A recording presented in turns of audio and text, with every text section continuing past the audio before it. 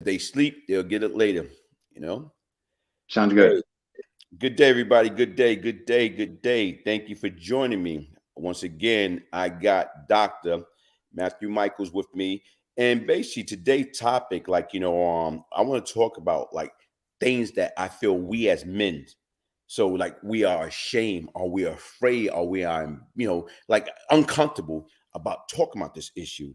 And to me, like right now, something that you say, a few weeks ago during our conversation, and I'm talking about since I met you, you always, schooling me. You always educating me on different things that I find it like, wow, man, like unbelievable because we don't think like that. And today, like I said right now, is what we're going to talk about is erectile dysfunction. And right now, it's like, what's the cause of that? Like, how in the heck automatically you have your private working, and then right now is it just like like really like a flat tire, just go dead. It's like a battery. It's like a battery in your car, it just go dead. Well, Brian, it can feel like it's like that's what's happening, but it's a lot more complicated than that. There are a large number of factors that go into erectile function and dysfunction.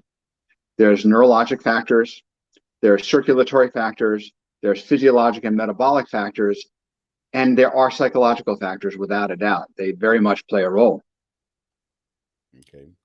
And even with that being said, it's like right now where it's like when do like right now where it's like, when do it start? Like, here it is to me, once you become an age, I'm saying right now, when do we know that, oh man, we're a real man, we don't need anything? Like at what point is it 13, 14, 15? Well, pretty much you have to look at the history of the human species. And as we discussed before, we serve a purpose evolutionarily. People might not like to hear the idea that we are put on this earth through evolution to produce more of us. That's really our primary mission, is to make babies, raise them up until they can make babies. So throughout the vast bulk of human history, we had kids very, very young. Any girl who hit puberty, she was pregnant immediately. The moment she was bleeding, she would get pregnant. That's just the nature of things. That's not meant to say that's what women should be doing. That's just what happened throughout most of our history. And so that means that if you're pregnant at 12, having a child at 12, by the time that child is 12, she's 24, right? So that's the basic principle of things. And keeping in mind that the female is the primary source of your lineage, that aspect keeps rolling through. Now, men, of course, it could be that it's not a 12-year-old guy that's getting that 12-year-old girl pregnant, but an older man. So there are parental issues, but then that child has to come up and raise that child until she's a parent. And once that person is a parent, the original mother is now 36, right? So by the age of 36, she's a grandparent. At that point, she doesn't play a whole lot of a role in really a grandparent of a child who's going to have another child. She's about to become a great grandparent. So at that point, there are generations under her. The new parent and the grandparent are raising that child. The great grandparent is really kind of superfluous at this point, so that doesn't really contribute to their contribution to the human survival. So by the time you're about 36, you're generally a grandparent in terms of most of human history. And so you sort of become irrelevant to the lineage. And at that point, evolution is done maintaining you for free. Now it's up to you to recognize that starting at probably a little bit younger than 35, but let's just call that the threshold. Life is a downhill slope. We are all sliding downhill from the age of 35. If you want to just hold your ground, you have to work. You have to pedal uphill just to not slide downhill. And so keep in mind, if you're not pedaling uphill, you're coasting, and you can only coast downhill.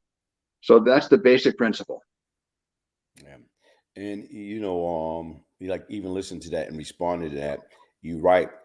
Probably I think honestly speaking, when I start really noticing my situation, when it came down to erectile dysfunction was probably about 40, like in the 40s, like, my early 40s. And ironically, on my platform, I tell people, I'm 91 and a half. I'm about to be 92 come December. So somebody just came on my platform and say, BGG don't have ED. He's 90 years old. Nah, buddy, like I say, everybody, if you live long enough or whatever, You know what? And you know what? Like I told you right now, everybody I feel they have that. And I think right now, in my mid-40s, and when I first started having that problem, it was like a situation that, man, hold on, wait a minute here. And then that's when you start seeing a large promotion about Viagra, Cialis, like all type of different pills that's supposed to be out there, you know what I'm saying, to help you towards that cause. So they not just promoting that, just promoting it. They promoting it to the baby boomers that's out there that they know this is a time frame that this is going to happen. So like I told you, like, and I think, honestly speaking, from a psychological standpoint, what I always noticed is when I was more active, as far as like exercising, you know, to me right now is you still have it, but you don't have it as much. That is the truth. I mean, there's no question that part of the issue with erectile dysfunction is blood flow. And if you exercise and you exercise consistently, you're going to have a better capability to dilate your blood vessels and generate the blood flow that you need to generate an erection. Mm-hmm. That's unequivocally true. So absolutely, you need to exercise routinely, regularly. And the most important thing there is to a large degree, and we're kind of a little bit getting off track here, but if we're going to drill down on how important it is to be physically active, and I like to speak about it in that way because for the vast majority of people, the notion of exercise is very intimidating. They don't want to hear about that because they're afraid of it. They're afraid they're going to hurt. They don't know what to do. They're going to injure themselves. And it's just unpleasant. So they don't want to do it. So what I tell people is, they come at this idea of exercise through the framework of the no pain, no gain paradigm, right?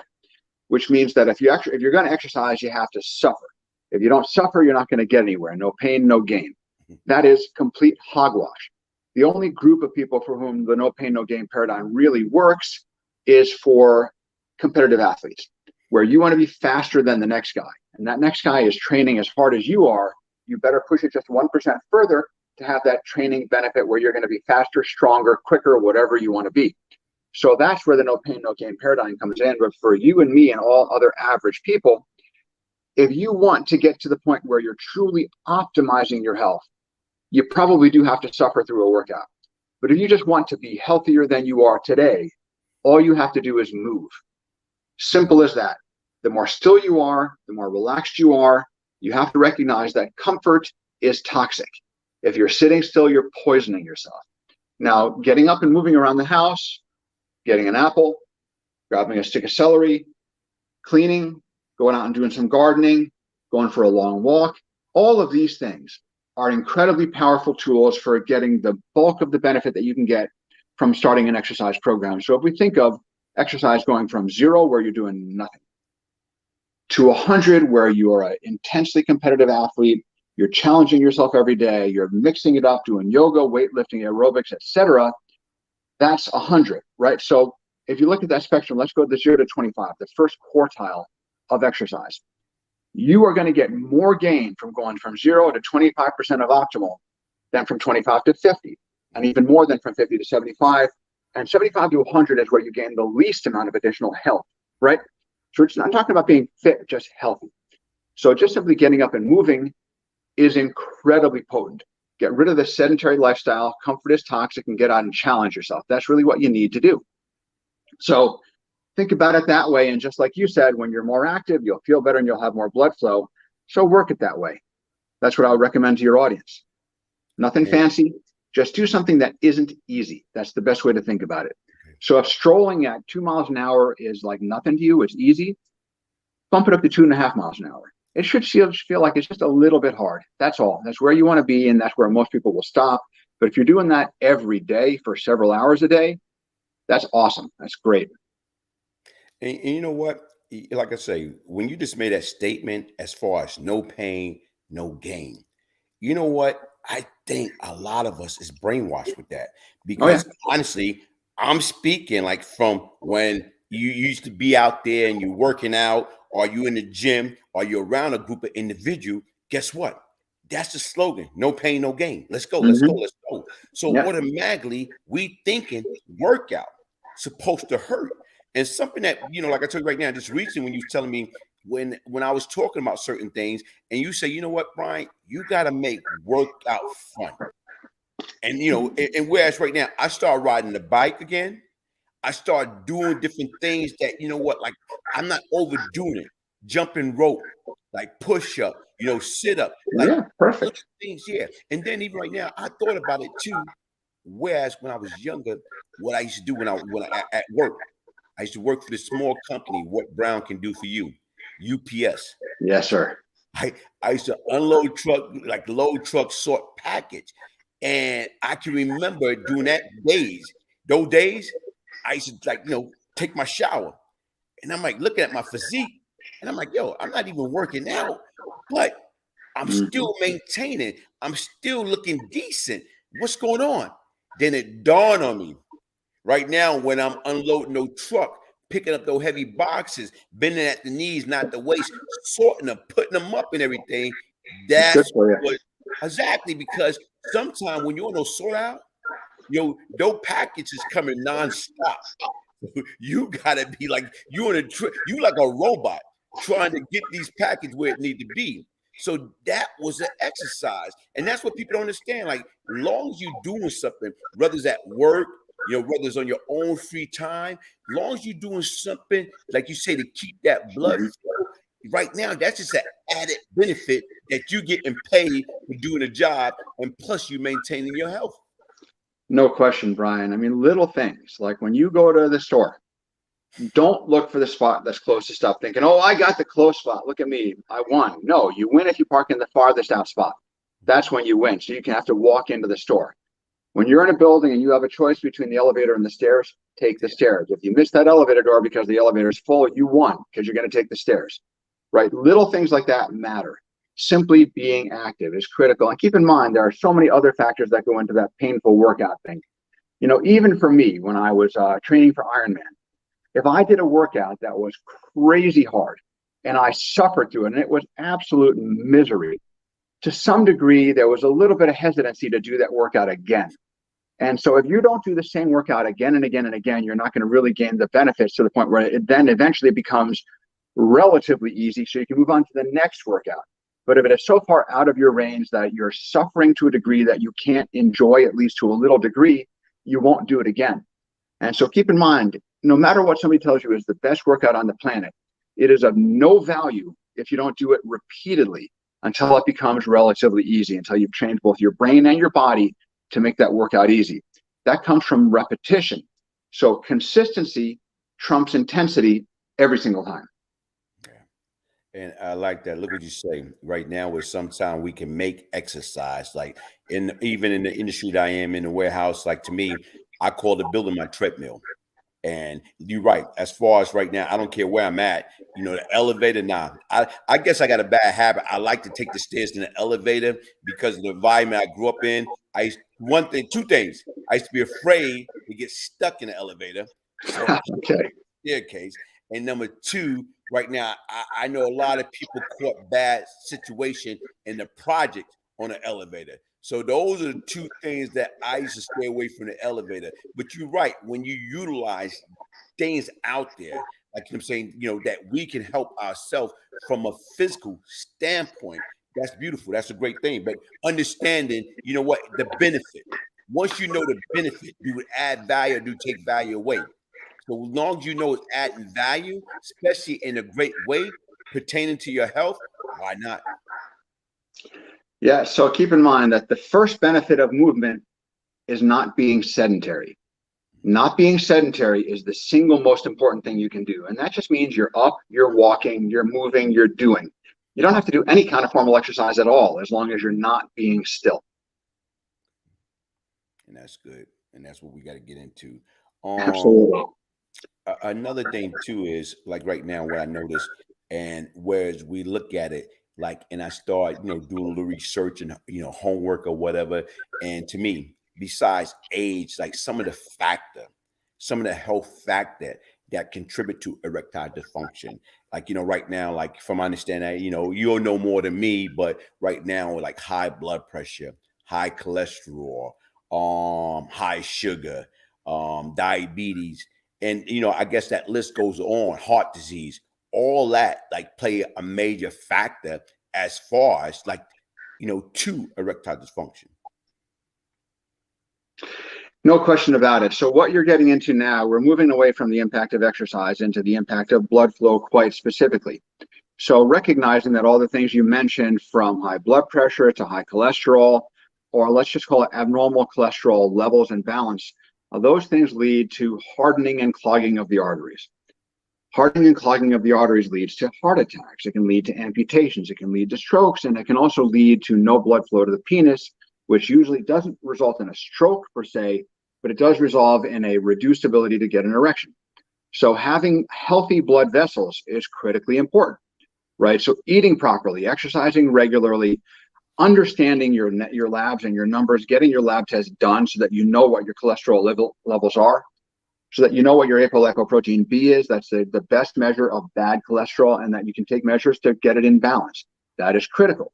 Things like statin drugs, or the origin of those, red yeast rice, which is a major ingredient in panoxol, which we will discuss, that can help you balance your cholesterol, in addition to a healthy lifestyle of better diet and better levels of activity. So if you think about the idea that, number one, if you are not physically healthy and you have not been taking care of yourself and you're losing your blood flow, your ankles and your lower legs are kind of turning dark and reddish because of poor blood flow, you probably are heading down a path where erectile dysfunction will have at its root source, to a large degree, just simply poor blood flow, right? So then you have to take steps to improve it. Now, to some degree, if you take very powerful steps, including things like panoxol with red yeast rice and the monocolin B, to reduce cholesterol levels and get a better balance, you're going to see better results. But turning that boat around takes time, right? You have to really radically change your diet and levels of exercise to begin to restore a healthy vasculature. Now, we know that part of the problem with blood flow not happening properly is nitric oxide levels. Nitric oxide, or a nitrogen and one oxygen molecule combined, is a gas. That gas is a signaling molecule in the human body. That signaling molecule tells our blood vessels to dilate, to open up for better blood flow. The better your nitric oxide levels are, the more blood flow you're going to have. And that includes to the penis, reducing problems with erectile dysfunction. We have an enormous number of people who take panoxol who comment immediately, men and women, for different reasons, but in a similar way, that once they start taking panoxol, they suddenly notice that when you're a young man, a stiff breeze can give you an erection. Right? Just anything, right? Anything at all. As you get older, you have to be more turned on. Something really has to get under your skin and really make you hot in order for that to happen. With higher levels of nitric oxide, you'll notice you respond to little things more like you did when you were younger. Now, the beautiful thing about that is if you're going to start on panoxol, you're going to take it twice a day, maybe 3 times a day, every single day for the rest of your life, so that your nitric oxide levels are always somewhat higher, and that can act as a baseline.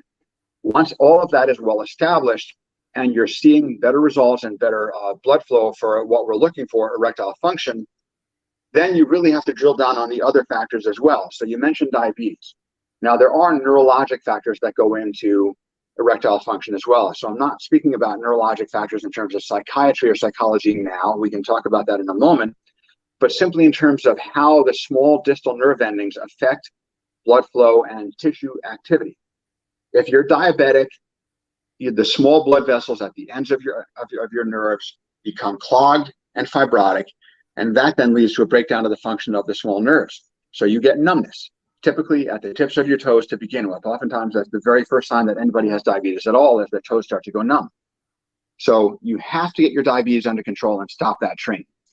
Oftentimes, it's not reversible. We do see people on panoxol who say that they're starting to notice better sensation.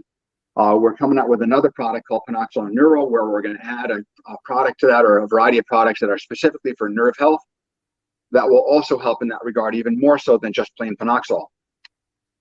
So in the big picture, better diet, better levels of activity, better control of your blood sugar, follow your doctor's advice, take what you need to take, recognizing that panoxol can help to some degree in that regard, because the cayenne has been shown to better modulate insulin levels and insulin reactivity. So we're back to panoxol, and it is to some degree a panacea for this particular problem, right? Does that all make sense? Yeah, it makes a lot of sense because even like listening to you and even when we speak about panoxol, and I can remember right now when I first got introduced to panoxol, whereas and you try it, and to me it was like kind of like amazing because once again, whereas like as long as I was doing the things I need to do and adding panoxol, guess what? I didn't have like the high blood pressure, the high cholesterol, or like right now erectile dysfunction. Now the biggest thing about that was like when you sit back and you think about different things, because like I told you, I made some mention of some over the counter medicine, right now for men's with that type of problem, and with some of that they give you headaches and it's like some type of side effect and everything like that. And a lot of times people don't understand, like, to me, like not one time have I ever taken panoxol that it gave me a headache. So when you look at everything as a whole and you seek to put things in perspective, and once again, by listening, having conversation with you and Dr. Ronnie, different people, whatever, when you got like product that's more natural, that can be very beneficial, you don't have to worry about the headaches. In all honesty, I think the best way to think about panoxol is it really is a combination of whole plant extracts and 2 amino acids. So it's more like a food, like a purified, ultra healthy food than it is like a pharmaceutical. So, and that's how I have people think of it and take it like that, so that they establish their baseline with the panoxol that they're taking. Anything that panoxol is not controlling still needs to be addressed. So if your blood pressure is still too high, even though you're taking panoxol regularly, you may need to go on a pharmaceutical regardless, because the point there is your blood pressure needs to be controlled. Not that you need to take panoxol to control it, but it needs to be controlled. That is first and foremost, right? Especially for your audience, so they don't end up with renal failure, heart disease, or strokes. And oftentimes, since we know, and we've said many times before, hypertension is the silent killer, oftentimes the first symptom of high blood pressure is kidney failure. You just start feeling super tired. You notice, hey, I'm not really peeing a whole lot lately. And you go into the doctor and he says, I'm sorry, sir, but you need dialysis. Your kidneys have failed completely. And they don't come back from that. Okay. So I would encourage people to recognize that they have to check their blood pressure on a regular basis, especially if you're in a high risk group, which is African Americans primarily are the highest risk group. Check your blood pressure, know your blood pressure, address your blood pressure. Start off with better diet, better exercise, take care of yourself, control your anxiety. And anxiety takes us back to erectile dysfunction, but use panoxol as an underpinning. If it's enough, fantastic. If it isn't enough, talk to your doctor. And that way you can tell them you're already taking this, and whatever else you might go on is going to be in addition. So you're not talking about the side effects of panoxol impacting your pharmaceuticals. You're talking about how the pharmaceuticals can enhance what you're already doing, which is using this capsule of plants like it's a food. Does that make sense? Yeah, it makes a lot of sense. Why? And I don't know whether you can answer this question or not, but it seems like why we as men, afraid, I'm saying, to get the necessary help that we need in order to maintain being healthy. I think that gets back to what you were saying before, that you always have this assumption that I got time, I'm good, I don't need anything, that you're not really taking it seriously. It might be that there's some fear, it might be there's some anxiety about actually going in and seeing a doctor, but recognizing that if you see a doctor and you're not comfortable with that doctor, find another doctor. Find one you're comfortable with, who's going to speak with you, who's going to talk to you about what you need to do, about why you need this additional blood test to really understand what's happening in your body. And then taking the steps to recognize that using the appropriate remedies for your particular health issue might cost some money, but spending money on your health is way more important than getting that new iPhone. Great point. But another thing, what I'm looking at too, I think honestly, like a lot of people that I speak with, especially like, friends, family member, whatever, I think honestly, when it comes down to health, and if it is something wrong, they prefer not to know. They prefer dealing with the unknown, which is kind of backwards, which is kind of sad, because once again, if you know it's a situation, it's a problem, then guess what? You can seek the help. You can prevent the situation from being a major disaster.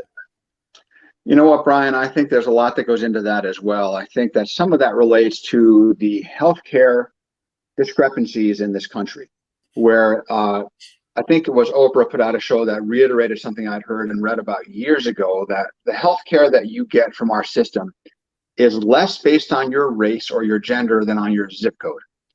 Where you live is the primary factor. If you live in a zip code that has a lower socioeconomic status, likely your health resources are going to be a lot lower than at a wealthier zip code. That's enormous, so that you don't really have the awareness when you're in that situation that there are things that can be done. If your blood pressure is high, for some people, panoxol alone is all you need. It'll bring it down to a normal level, but you have to do that. You have to take the steps, understand what it is, buy it, take it, and keep up with it. No question about it. If that's not the path that you want to follow, there are very, very low dose, low toxicity blood pressure medications that are generic and inexpensive that will drop your blood pressure unequivocally. The vast majority of people's blood pressure can be well controlled on one medication.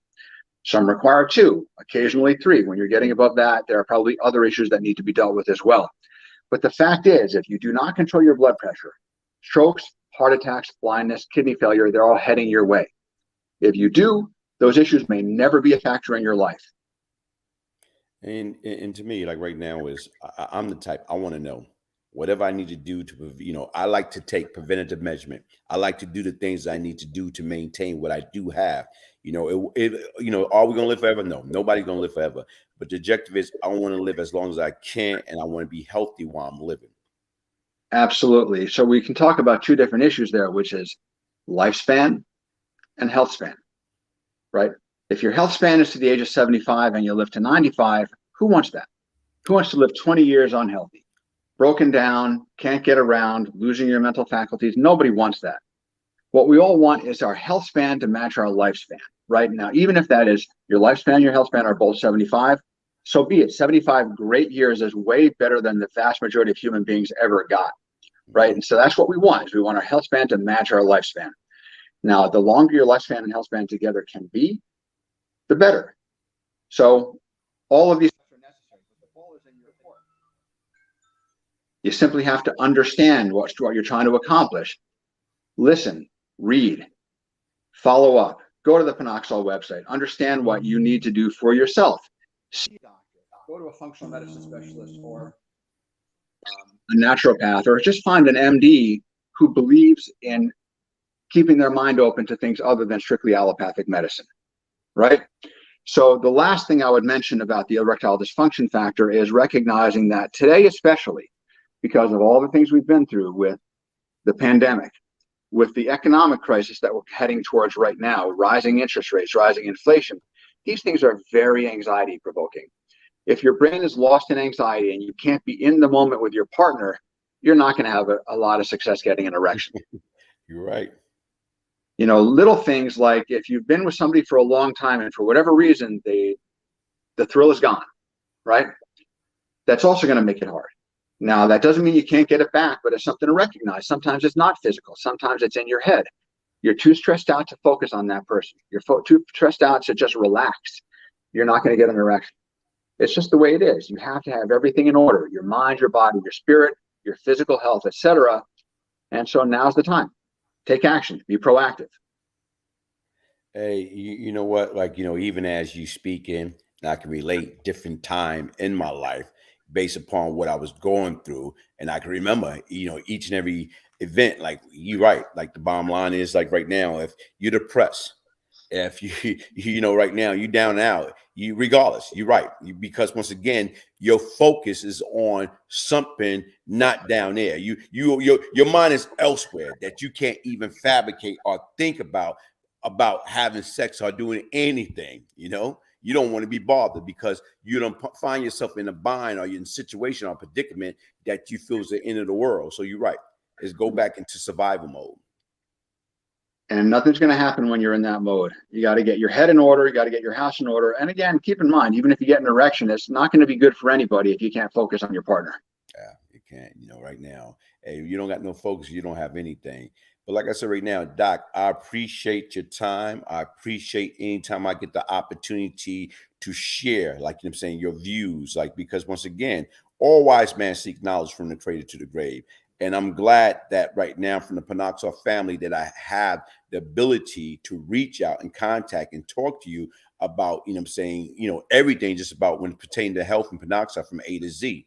And folks, listen, I put the link up or whatever, but what I want you to do is right now is don't take my word. Don't take Dr. Michael's word. The difference is right now, it's a proven product. And right now is, you know, if you can see the bottle, that's one of the bottle right there.